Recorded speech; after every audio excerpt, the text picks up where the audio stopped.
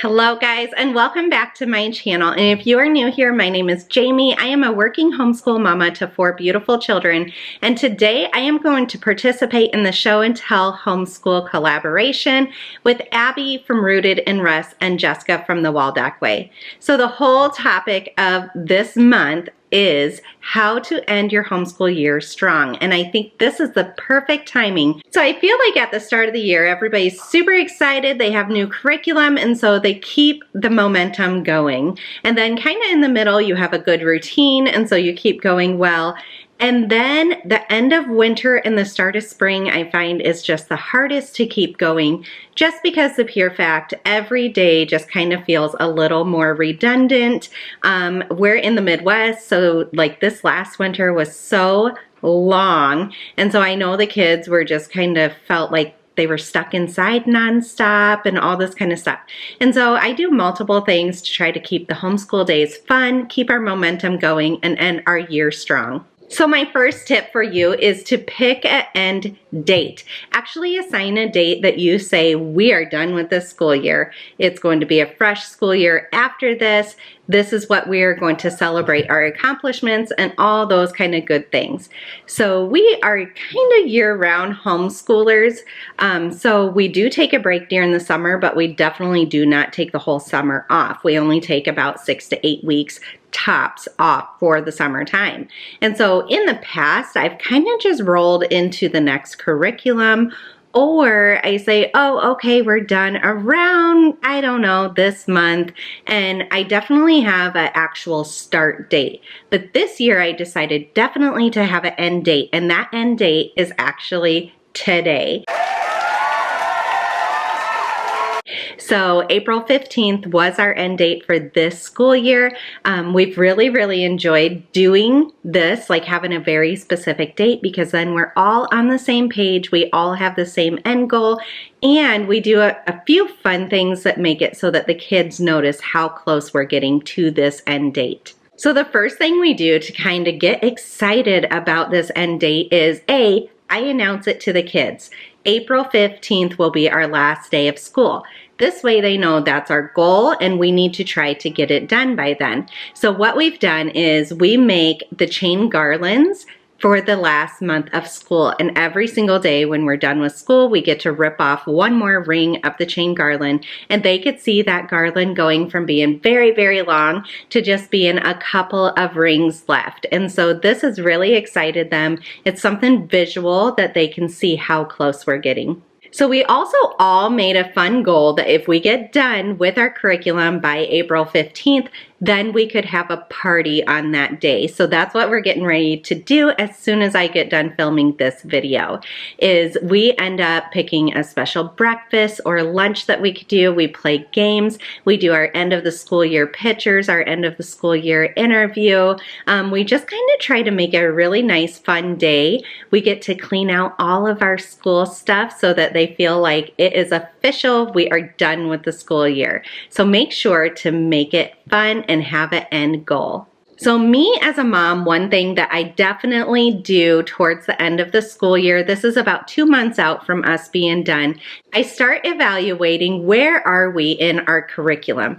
Are we going to get completely done? So I do this quarterly anyways, but I definitely start looking, are we going to complete all of the lessons in each of the subjects, or what is my end goal in each of the subjects? So this year, I have to brag on us. We completed all lessons and everything but 5th grade history, which my daughter wants to continue to read together over the summer, because it's a lot of the things, like she's very interested in the Vietnam War and stuff, and so she definitely wants to touch on those. So I have to say, evaluating where we were in our curriculum definitely worked really great. So when I do that, I end up making a little list that says how many lessons we have left and how many school days we have left. And that way I can evaluate, do we need to start doubling up? Are there certain things that we can skip? Where do I feel like we need to be at the last day of school? And so definitely we were on track. I have to say this was our best school year yet. So with doubling up curriculum and stuff, you also want to make sure that the kids don't just feel like you're trudging through everything to get it done. So we're all definitely type A. We love checking off our little boxes and making sure we have everything done, but we want to keep some fun activities too. So we've definitely taken some break days, went outside when it was nice and warm, done our walks, do little movie times, all this kind of stuff to try to keep it fun and not that it's just do the worksheet, do the worksheet, do the worksheet. I do want to make the point though, you don't have to finish 100% of every single curriculum. So if you think back, if you were a public schooler or if you've had children in public school, you probably realize that most of the curriculum you do not get to the last lesson. A lot of people say as long as you finish 80%, you should be good because there's so much review at the next school year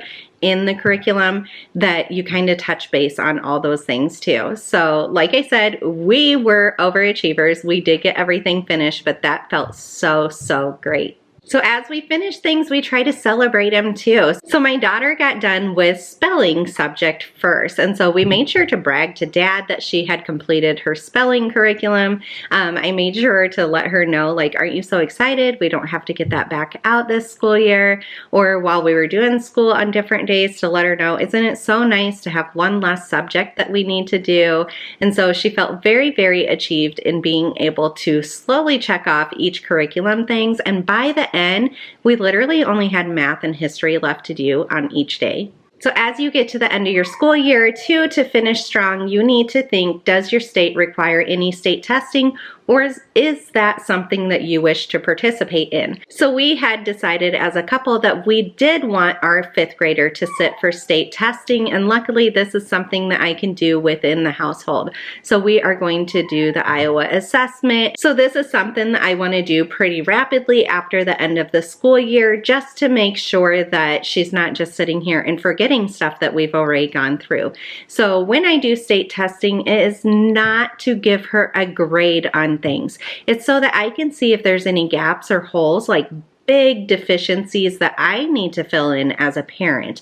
Also, I feel like it can really make her proud.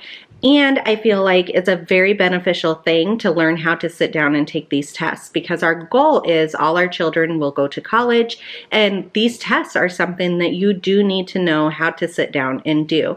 So I feel very, very happy that she's able to do it within the household with me and be nice and comfortable, and she's super excited to do it. So the only thing kind of holding us back on having that completed by our last day of school was that I didn't order it early enough. So completely my fault, but we are doing it first thing on Monday, and that way it will be out of the way and summer is here. The next thing I really like to do too is evaluate each child. Kind of think where they started the school year, where they've ended, what I need to do for the next school year. So I start looking at the next curriculum and I start ordering and stuff.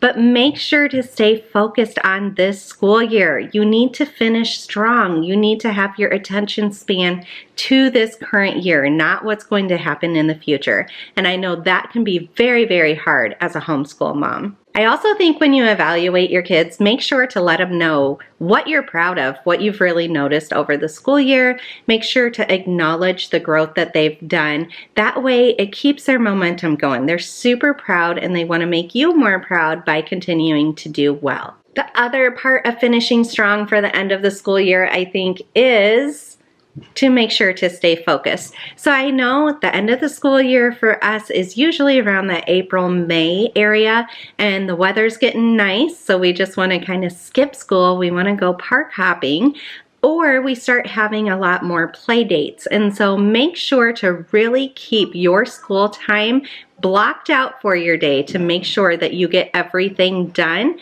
so that you can definitely just be free for the summer. Right, there you have a whole bunch of ways that we try to finish our school year strong. I think a lot of it is to just make goals, make sure everybody's on the same page, and just keep your momentum going forward. Make sure to celebrate every tiny little thing that your kid does, because they have worked hard for the whole entire school year and they want to feel proud and they want to make you proud. So let me know down below, what are some of your favorite things to end your school year strong? strong. So I know that I definitely like stuff written down. I like to look back and see how far we've come and everything. And that's kind of the snowball effect, and it keeps my momentum going. Let me know your little tips and tricks down below. Also, let me know how close to being done with your school year are you. All right, make sure to give this video a big thumbs up. Also, make sure to hit that red subscribe button so that you don't miss anything in the future. And I will have the playlist linked to a whole bunch of other wonderful homeschool mamas down below in the description. Until next time, bye.